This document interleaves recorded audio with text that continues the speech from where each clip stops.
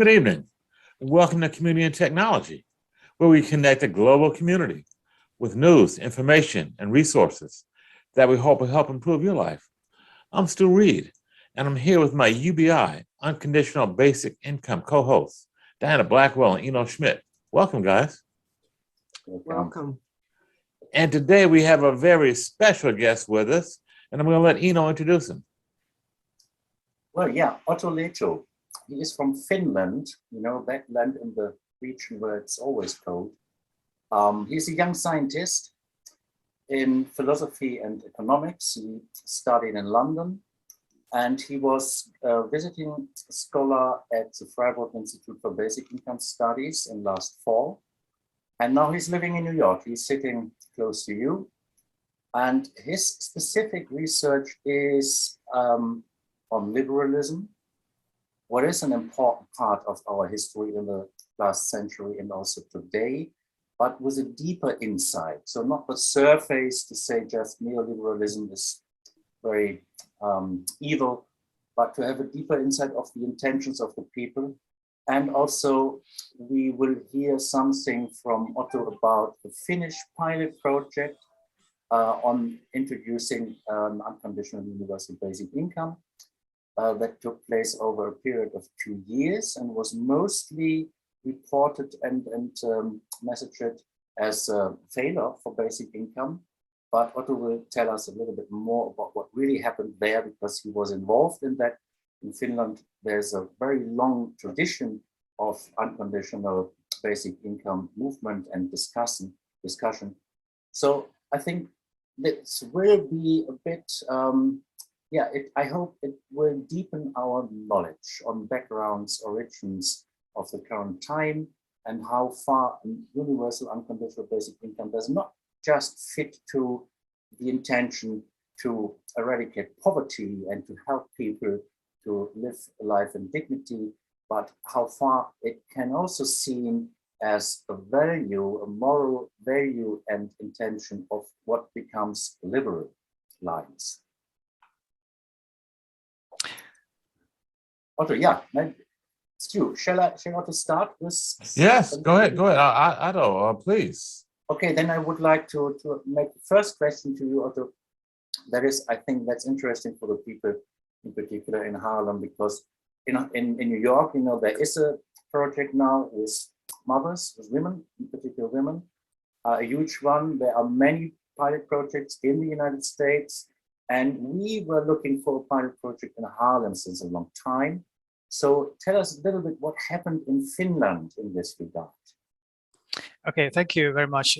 It's an honor to be here with you, and I really feel that these kind of topics should be discussed more on radio, really to get to have the whole community participating in this discussion. It can't be just purely academic, and it can't be just purely politicians telling ordinary people what they should do or how they should think.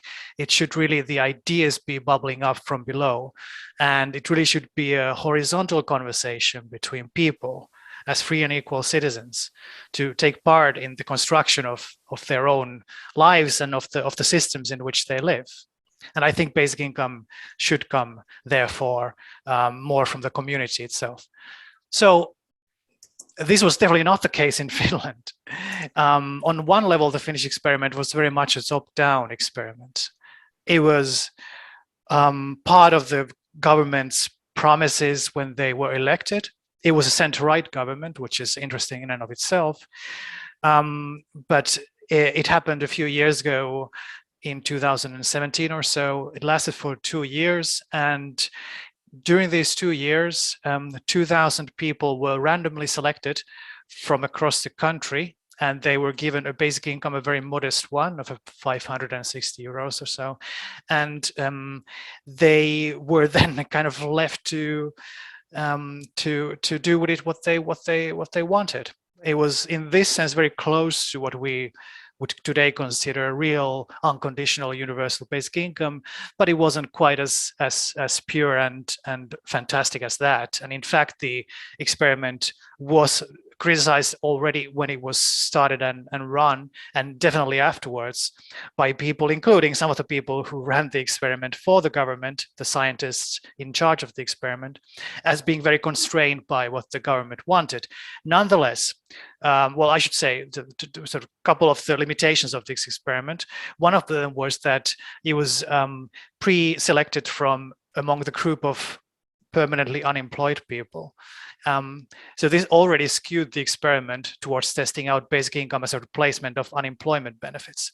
This is all fine and good if that's what you want. But if we really narrowly view basic income in this light, we completely forget to look at what happens if we give basic income to people who are already employment, who are perhaps in part-time employment, perhaps students, perhaps entrepreneurs, or care workers. All these categories were excluded from this experiment. And I hope future experiments will more involve those categories as well, the whole population, that is. Second limitation was that it was really a very short, limited experiment. And the scientists in charge of the experiment wanted to expand the experiment beyond that 2-year limit, but the extra money was not forthcoming. And upon this, one of the many, many false fake news that came out of this experiment, especially in the international media scene, was that, even the government realized that basic income experiment was a failure because it was cut short, as some media falsely reported. It was not cut short. The original experiment was 2 years. It was not expanded because the government was not really that interested in basic income to begin with. It was not cut because of any experimental results. In fact, none of the experimental results had been released by the time when they made that decision. And in fact, when the experiment started coming out, they were largely positive. Sure, there's some ambiguity about how to interpret these results, and this is what I've called the Schrodinger's basic income. Schrodinger's basic income means, going back to that old scientific experiment, where the cat is either dead or alive. In many ways, the basic income experiment was either successful or unsuccessful, depending on how you look at it, because what the government wanted to do was to test out. Like I said, they pre-selected from among unemployed people. They wanted to see whether unemployed people would find jobs. Well, what happened? Some of them found jobs, some of them didn't.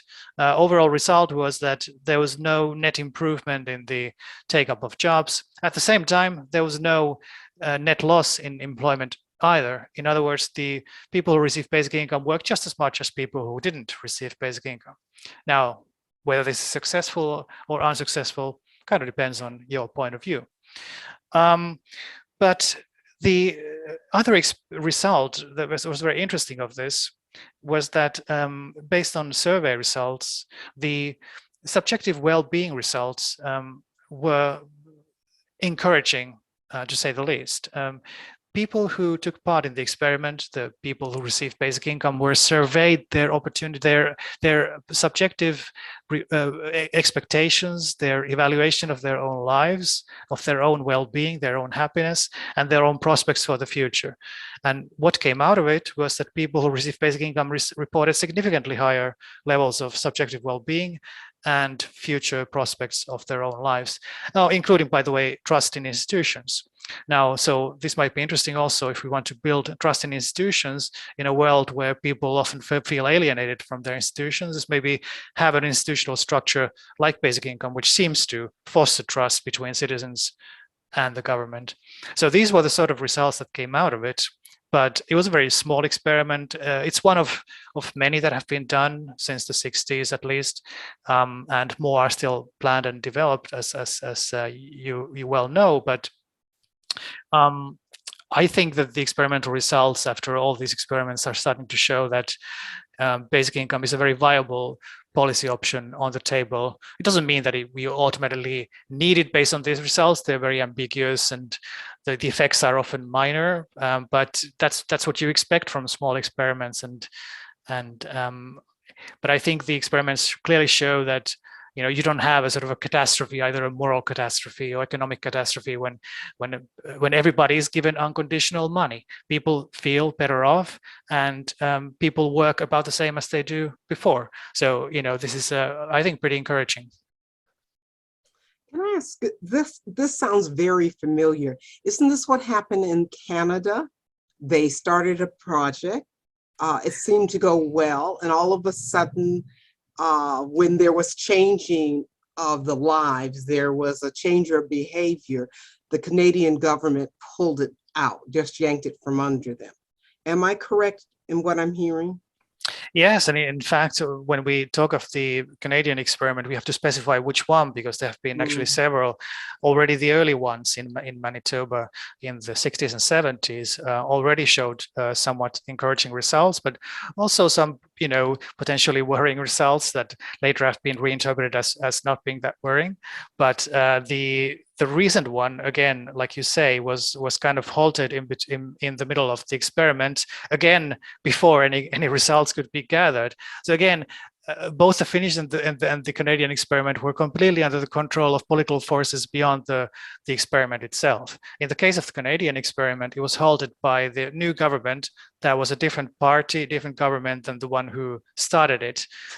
and they simply said, oh, this is their experiment. This is what they are doing. We don't want to have any part in this, which was really stupid from a scientific point of view. If you have an experiment, you're wasting your money if you're not running it to the end, and it wasn't that expensive at all. And in fact, the experiment, the results that we're getting seem to be promising. But again, we don't know because we didn't run it to the end. So I think it's just important to realize how much these experiments are not really purely scientific experiments. They're political tools of governments who often have their own agendas, who are not that interested in scientific results purely. And whether it's from the pro side or the anti side, it's often the politicians are trying to push their own agenda. And if these experiments happen to fit into their preconceived notions, they're fine with them. If they don't, then they'll just happy to scrap them. I want to take the question of Diana once more, because when I talk with people in the United States about basic income, often they said, well, that's a nice idea, but not with our government. I don't trust them. I don't trust that they do something like that. They will link anything on it that I'm in debt after that I have to do this or that. So the mistrust to the government, to the authorities, is a huge problem, isn't it? And what do you think about that? So, for example, just to say that, my friend Michael Bohmeyer in Germany, who made the biggest pilot project now in Germany with many people, high amounts, long term. I know that he says we have to do it from the people, so from the crowd. We should not wait on anything. We are the people, we are what the democracy is, we are the state, and we will implement an unconditional basic income, not waiting for the government. So what do you say about this particular topic of trust and belief in our functional, moral, just society and governance? Well, I think this is a very important question. I already mentioned that people who receive the basic income in the Finnish experiment seem to have an increased trust in institutions, including the bureaucratic welfare state that often leaves many people behind or mistreats them. But I think distrust or mistrust towards the government is very healthy in many ways. And I think many poor people in particular have earned the right to be distrustful. I think the important thing here is to realize that basic income experiments can be run and organized from many different sources of funding, organization. Some of them can be purely emergent from community needs. Some of them are collaborations between local communities and state organizations, or indeed private organizations, private money, private funding from the tech sector in Silicon Valley. They are funding several experiments in California, in Germany. You also have, of course, the funding from Kurt Sverne's private money, and you have many other experiments where you have a mixture of different sources. And I think this is very healthy, because that's how you get kind of multiple designs. You're not dependent on one single source. You can try out different ideas. And these experiments are often rather easy to run. But whether this translates into national policy, I think I'm a bit more skeptical. I think for that, you do need to use the traditional means of political organization, and you do need to find ways of working through the system as it exists, working through the parties as they exist.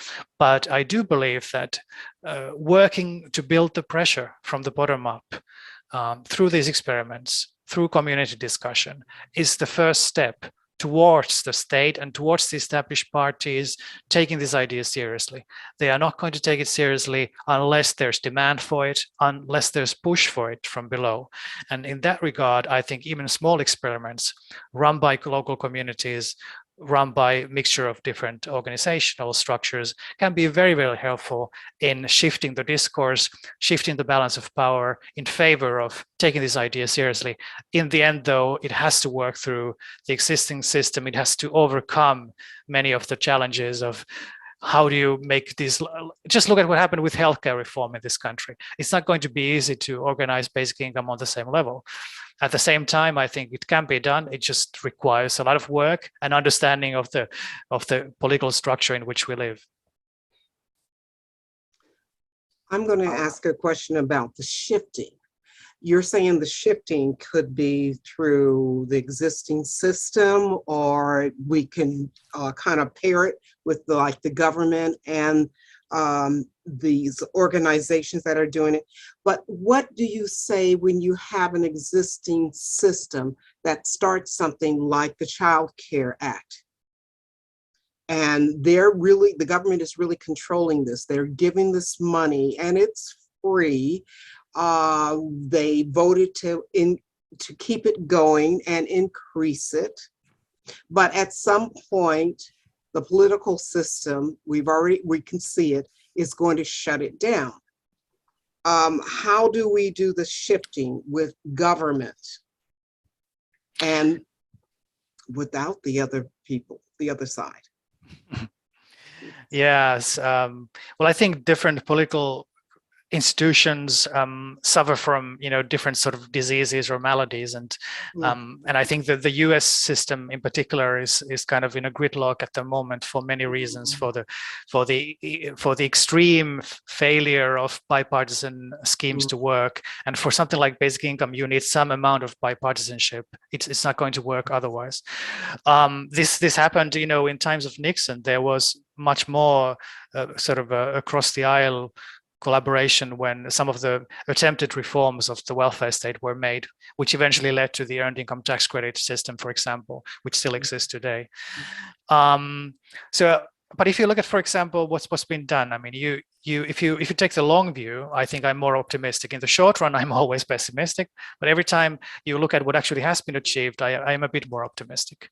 Now, I have the experience of Nordic countries. I've seen how much they've developed, changed, reformed, and how in some areas they've completely failed to reform. So it really is it's a mixed reality. In the United States too, there have been major reforms.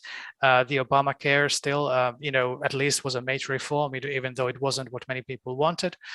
But if you take the longer route, I mean, the reforms of the New Deal, they were major reforms. They required a strong kind of support for political change and strong leadership as well.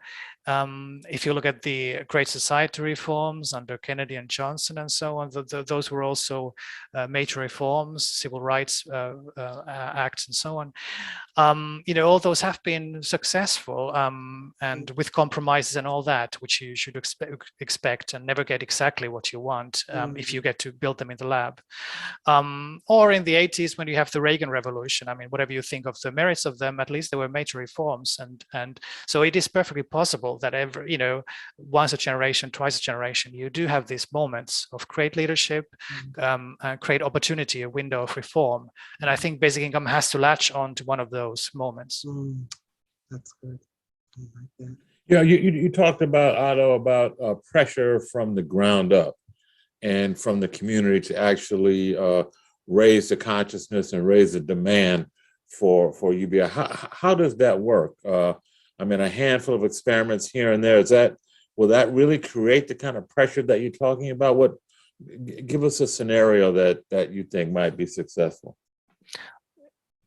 Oh yeah, just look at what's been going on in in Switzerland. Enno here knows better than most people how this kind of momentum can be built, and maybe he can say a word about that as well. But I can also say that from the point of view of Finland, the top-down experiment that I mentioned earlier would never have taken place except for the fact that there was, about a decade or 2 decades of hard work mostly from the bottom up and from the smaller parties pushing these ideas until the major parties, the ruling parties, had to take them seriously, if only to try and stall them, which could be seen as being a strategy that they often employ. But look, I mean, United States, you had the whole Andrew Yang phenomenon, like a single candidate really bringing this idea to much broader attention, and the new reality of the social media really giving new power to smaller groups to spread ideas, really terrible ideas or really great ideas, depending on one's point of view, right? You have the kind of the meme culture. You have the power of kind of copying and imitating and spreading ideas, and they can be quite powerful, I think, and also very hard to control. So you never know exactly what way they're going to go, and also they're non-linear, which means you can see a bit of a stir here, which can suddenly explode without warning. So it's very hard to know and control them, but I think they can be tools for kind of ordinary people to try and get ideas spreading. Mm-hmm. We have always developments in the society from different sides, whether from the social or the liberal and others. And this is creating society. So I could say what the reality of today is the utopians and visions of the people 50 years before us. So what we are thinking now becomes reality in the future. And that is how history is evolving, and that's what our cultural evolution makes. And it's not so at that point it's important what we think about the future, because it will become reality, and it's also important not to think so badly and not to have so evil ideas, because they will become true too. And what I want to ask with this story is liberalism. The School of Chicago, Milton Friedman, and also the very first one, Adam Smith, is this is important for the shape of what we understand by economy, and economy is ruling the society in the whole. So that's a fact what will happen.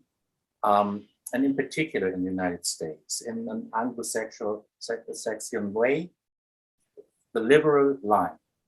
And my idea is, and I'm sure that's the truth, you can see the value of an unconditional universal basic income that makes people free, has a safe ground for everybody, has freedom to decide about your life, and the best point for everybody to bring in your talents, to bring in your ideas, your values, and your intrinsic motivation. But that is not seen yet. That we can put together the mainstream of economy, what shifted to the bad side of everything is about profit. And I say that's not the liberal idea. The liberal idea has much more to do with a functional society with benefit for everybody. And maybe this idea of an unconditional universal basic income can remind us and can bring back the important intention and power of liberal thinking, which was in opposition to communism, what was horrible, to national socialism in Germany, what was horrible, to have a society that is humane. And that is my question, Otto. Can you tell us a bit about the real values of the liberal evolution, and how far it fits to a universal basic income? I know that is for a seminar for 2 days now, and we don't have the time, but can you just point a few ideas of that we can have a little feeling of that the mainstream is not the bad one in either case, but we have to renew and rethink it.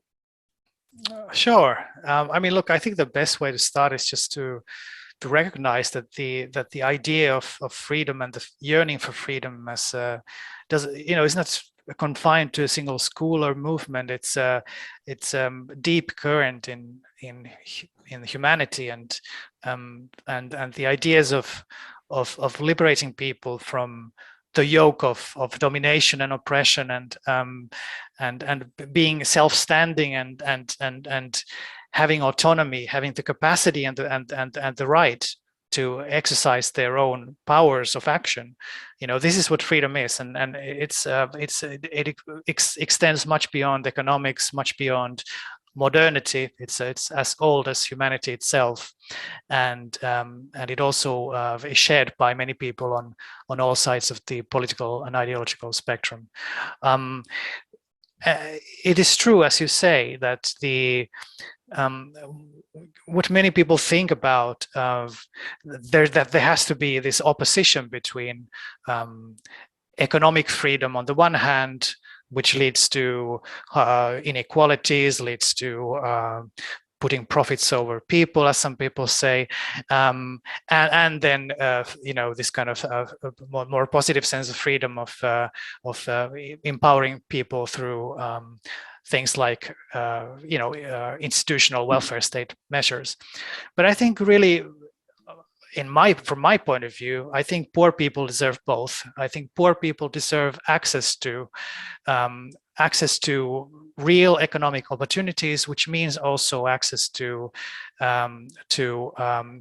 markets, access to capital that is available in their community and even outside of it, and access to the whole network of trade and what the historian Deidre McCloskey has called the great enrichment of modernity, the capacity of societies to cater to more and more needs, to produce goods and services that people want, and to be responsive to people's needs, and indeed to lift up the poor and the middle classes to increase levels of wealth and prosperity. And for what the school of liberalism, since Adam Smith, has always emphasized, is the fact that what we need are institutions of liberation, including of free markets, which do give people the capacity to lift themselves up and to support a society of mutual tolerance and of prosperity. And so how does this relate to today's conversation about basic income? Well, the schools of liberalism, as they have come to be discussed, it's a very broad tent, and again, like you said, we could have a seminar about it, but just to name a couple of people here. The Chicago School, as you mentioned, which features people like Milton Friedman, was actually one of the first to really take seriously the idea of something like basic income. How is this possible? Well, if you look at what Milton Friedman, for example, says, it's quite interesting. And I think it's quite obvious if you read him that he really cares about freedom, and he really cares about the freedom of poor people as well. And what he argues is that when you have a highly bureaucratic system like the sort of conditional welfare state that exists, you run into several kind of undesirable consequences. One of which is that you make the system so complicated that nobody really can understand it. Then you give more power to experts, and you do end up just empowering the experts over ordinary citizens. You end up having to grant these people the power to make decisions about who gets to have money, who gets to go without money. And we are supposed to trust that these people are in the position of the knowledge to be able to make these decisions. This was also the point that famously Friedrich Hayek made, who was another liberal who also talked about something like universal basic income in his many writings. He came from Austria, not from the United States, but he was also influential here. So what these liberals were talking about is, how do we have a system that guarantees everybody some access to basic resources without thereby undermining the capacity of the system to provide better employment opportunities, good jobs, capacities for self improvement and self empowerment, and they argue that something like basic income strikes the best balance between these because the existing system has so many failures, as many people have come to realize, and also because the promise of something like basic income has the capacity to overcome these problems. It makes the system simple, transparent, fit for the whole society, not just one group of people. It focuses attention to the lower end of people who really need help. As long as they have a bank account, we can send them money. It's a rather simple system, maybe even simplistic, but it works as far as it's concerned. If we can reach people this way, why shouldn't we do so? It's not going to solve all their problems, but it's a good start to getting their problems being solved. And it's more than what we do today. We make things complicated when we don't need to. Look, the world is complicated enough. We don't need to make it needlessly complicated. We can solve some problems simply. Let's solve those problems simply first, and then worry about the complexities that remain. Let's start by giving people money, and we got the basics covered, and then we worry about what we do on top and how many people we still need to reach who are not captured by this system. So that's kind of the basic idea. Mm-hmm. That makes a lot of sense. We got to take a brief break here just to let folks know you're listening to Community and Technology on WHCR 90.3 FM, the voice of Harlem. We're doing our monthly show on unconditional basic income with Diana Blackwell and Enno Schmidt, our co-hosts. And today's special guest, Otto Lehto, philosopher, scientist, activist, and UBI advocate. I want to throw it over to Diana Blackwell. I think she wanted to join the conversation here with Otto. Diana. It was interesting what you were saying, and my mind started really just racing because there's an atmosphere here in the United States now because there's a quiet rumbling of people saying, I don't want to go back to before the pandemic. They want to be accepted in society with all the rights and privileges and freedoms that they've seen the rich have.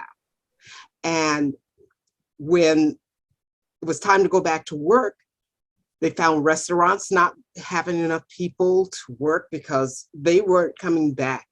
They were getting unemployment and were being able to complete tasks they weren't able to do before. There was something happening. They understood that their value, their worth was more than what they were getting pre-pandemic. And with that atmosphere now existing, people just don't want to go back to the same old thing. This is the perfect place to begin a UBI. And what they're doing a lot of times is doing the guaranteed income, but it's a great place to allow people to expand their imagination, their vision, and who they really are. Would you like to comment on that? Yeah, there's definitely a momentum. There's a moment of opportunity here for different types of reform. My worry is really that if we tie basic income too much to this kind of emergency conditions, it's very easy to think of this as, oh, we need basic income when we have a pandemic, but when the pandemic goes away, we can get rid of it. And I think it's very important to do this conversation over the long run and thinking of the kind of how do we get over from across many different crises, across many different circumstances, constantly changing world to which we have to adapt and with which we have to survive, and to have a system that carries us through the unpredictable future and carries us through the next crisis, which may not be a virus, it may not be, maybe something completely different, right? You want to think of basic income as being a potential reform of the system across the generations, really across decades, So in that sense, also, I'm not in a particular hurry to install it, because I think we have to do it carefully, and we have to do it in a way that, it really sets the system in place, permanently, on a firm foundation with broad support.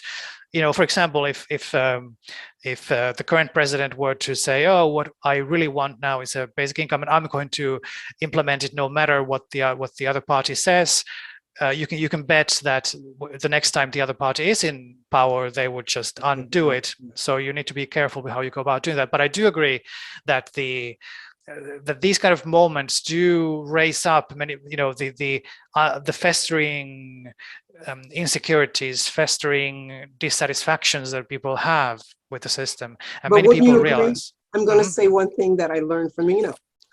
This UBI will create, it will give you a space to be creative. Don't you think people are now thinking, how can I survive the next one? I'm going to create my own business. I'm going to create something that's going to sustain us during the next one. Don't you believe a UBI at this time would do just give that atmosphere for creation?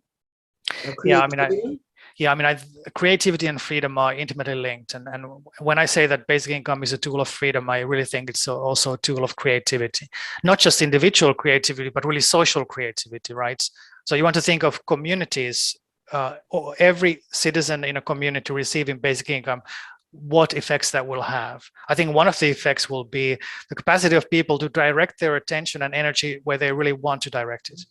Now, I want to be very clear. I don't think basic income should be implemented as a substitute for other sources of income. I think it should be the floor, the basics. And I think people should have the opportunity and the incentive to get extra money on top to serve their fellow men, if not their fellow corporations.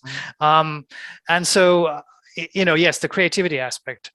I think the creativity is really the source of the great wealth and prosperity of our society. That's really, it's not oil, it's not this and that. They are part of it, but what really is human creativity. And it's really the untapped potential that still exists in many people. And many people who are just going through life without really having the opportunity to develop their talents, to develop their true skills that maybe they have when they're young, that they really hope that they have more time or money to do. Just the basic income is that capacity to really say, if you really want, you can survive on basic income alone. It's not going to be a luxurious life, but if you really need time for yourself, you take the time for yourself. And then when you are ready, when you find something you want to do, you take part in the community and you take part in employment, and you can top up your basic income with other sources of income easily, because that's the system is designed to be that way, that every dollar you earn on top of basic income will not take away your basic income, but will build on top of that. The more you work and the more you contribute, the more you will get paid. But the creativity part of it is, yes, the capacity to, as Carl Wiederquist, one famous basic income advocate, says, the power to say no. It's the power to say no to what other people want you to do, and to really have the freedom and the time and the money to do what you want to do, but still being aware that oftentimes the best you can do is to work with and work for other people to serve community needs. And in addition, that this is not only linked to money, which is a huge mistake today. So many people are working so hard without earning any dollar for that. Taking care for the family, taking care for baby loved ones, and being not paid. I think this is 1.2, which is so important with non-conditional basic income, that work will be liberated from in either case, linked to money. You can do your work without getting paid. You can do work because you have what you need to live. And that makes people free to contribute in a way that fits to free man. So it's not free man to be paid. Sorry, guys, this is a relict. It's free to do things you have the insight and you believe in. It's your value. It's because you see that is needed. People need your help, or the world needs it, or the new painting needs it, or the new poesy needs it, the nature needs it, that you decide on for what do you spend your life. And I think that's by all my research, the feeling of being meaningful, that my life makes sense, comes when what you value comes together with what other people need and appreciate, what other people appreciate, or animals or whatever. When this comes together, that is a fulfillment of your life. So that is in the Constitution of the United States, that is happiness. And that is when this comes together. So everybody wants to contribute, to be in relation, to have the feeling that I'm needed, that I can contribute, I'm capable, I can do better than others, and so on. All this is natural of the people. But the wheel of money says, no, no, no, you need the incentive. You need to be pushed by the money. And that's not the truth, it's unhuman. And I think for a great country, it's good to have an unconditional basic income, also because you can think apart income and work. But sorry. Can I say one thing? I think one of the false dichotomies in this debate is always, oh, well, markets have too much power, therefore we need to empower the state to have more control over people's lives. Or the state has too much power, therefore we need to let like the most predatory practices to dictate where people work and what they do. It's really what is important here is to have a basis of freedom and autonomy for people that grants them the power to say no to both the demands of oppressive state bureaucracies and government officials, and also to underpaid and unsatisfactory working conditions on the private market. You see, it's the capacity to really have a negotiating position both against the state and against the private sector. And I think this is really the power lies in the hands of the people themselves, not in organizations, whether it's mega corporations or sort of nameless bureaucracies, organs of the state. But that leads me to a crucial point. Would you say that the unconditional basic income can be paid out only by the state, or can it be by any other institution? Can it be by an enterprise, for example, the people's enterprise? Can it be by something that is elected or voted or created by the people? Can it be different than the state? Can that be? Well, I think in the long run, it's perfectly possible.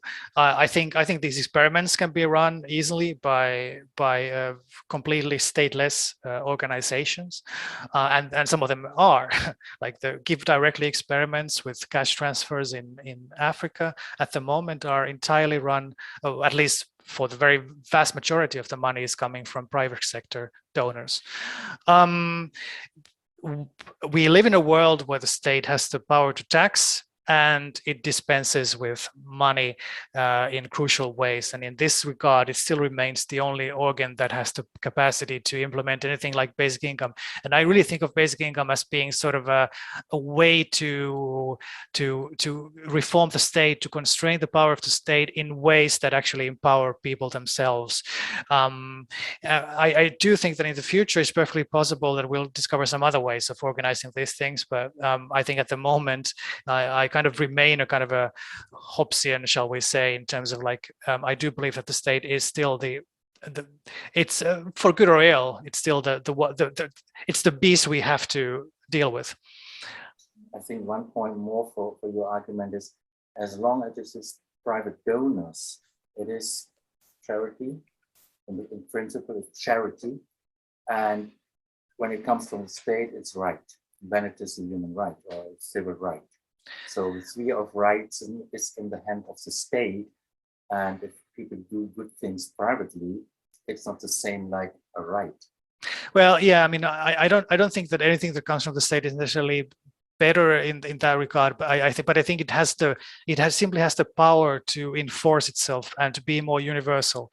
Like if you have I would actually be really afraid if we lived in a world where, for example, Facebook or Meta, whatever they call themselves tomorrow, will have the power to organize the whole welfare of the poor people of the whole country. I think that would be a rather dystopian future. But it's we might be we might be moving in that direction. Who knows? At the same time, I also think that the state often gets this aura of being like, oh, it's the good alternative because it is working for everybody. But of course, we know the state is often hijacked by special interests, and I think we should dispense of this idea of the state as being this kind of ideal vehicle for human rights. It often fails to respect human rights, and it often fails to ignore the needs of the people who need that help the most. Mm-hmm. Well, we're down to the last 5 minutes or so of the show. And I'm wondering, Diana, can you talk a little bit about the recently announced UBI program in Harlem? Can you share something about that with our audience? And, honestly, I'm still learning about that. So I'm not going to speak too much on it because I've actually put my feelers out to understand where this came from. Because again, this is a guaranteed income, not so much a UBI. And the private funders, I don't know, but I would like to eventually get them here and talk to us about it. So as I'm, doing my research and trying to find out where it came from, I'll keep everyone posted. But I'm just, as we end here, I do want to say the subject keeps coming up, bottom up. In the last few meetings, we've been talking about bottom up, and I believe that's where we really need to focus on, the bottom up, and see if we can really begin to get a UBI. I like UBI versus guaranteed income, started here in Harlem, but work it from the bottom up. You have any final comments for us as we kind of wind down? Well, when I'm joining you, and I like that very much, and I'm here since a couple of years, it is often, or it's sometimes that I think, well, what is the difference between Europe and the United States of America? And of course, there are differences, but in regard to universal basic income. And always when I'm talking here, it's not because I'm thinking about that before, but it comes to my mind when I'm talking here with you and I feel like being in Harlem and New York, then I think, well, this country is founded on ideas. So it's not founded by aristocrats and all that stuff. It's founded by ideas, and those ideas, they include human right, democracy, same right for everybody, the right to pursue for happiness, and that is what I define. And then I always think you guys must be the first to do it, because it has to do with the core of the United States, of what people are proud of that, why this is a great nation. So it's not a great nation because somebody is always talking, we are the best, that is a bit stupid. But it is great because this core and these ideas. And so I'm always feeling a bit like, well, that's close to the idea of non-conditional universal basic income. You don't need to name it like that, call it like that. But the basic mood of life and what we are is in the United States. And so I'm waiting that you do it. Okay. Otto, any final comments for us? Oh, yeah. It's been a pleasure being here. I really think that the American experience and the history of this country has a special gift to give to this conversation, which is kind of the attitude and idea of improvement and of building on opportunities for people. Oftentimes it hasn't, panned out in practice. But precisely because we have the idea and the ideal of improvement and progress, we can build on that, and we can build also on the existing institutions to improve them so that we give the power more to the people and build up on this bottom-up idea, which is already there in the history of this country. The idea that the whole power of the state and of the country comes from the entrepreneurial spirit and of the spirit of improvement and community care that comes from the bottom up. And on this we can build up, and we should not put the one class against another, but we should try to include everybody so that we have a free society that cares for its weakest, but not cares for them so that it suffocates them, but cares enough for them to give them a platform and a bridge to go forward and to contribute to the progress of this great country and indeed that of humanity. Okay. Well, I want to thank you, Otto Lehto, for joining us today on Community and Technology with your really insightful and sparkling conversation. Thank you so much. Thank you. And of course, thanks to Diana Blackwell and Enno Schmidt, my UBI co-host. Thank you, guys. It's been a pleasure. Thank you, Otto. Okay, Bye-bye. this has been Community and Technology on WHCR 90.3 FM, our UBI show with Diana Blackwell and Enno Schmidt, special guest Otto Lehto. Thanks for tuning in. Stay tuned for more news, information, and entertainment on WHCR 90.3. See you next week, every Wednesday, 5 p.m. Good night.